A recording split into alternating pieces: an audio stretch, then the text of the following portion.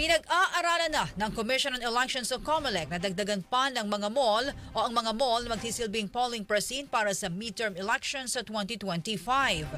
Sa bagong Pilipinas ngayon, sinabi ni COMELEC Chairperson o Spokesperson John Rex Laudianco na mataas ang naging turnout o bilang ng mga nagsipagboto sa 11 mall na lumahok sa pilot testing ng mall voting program para sa BSKE 2023.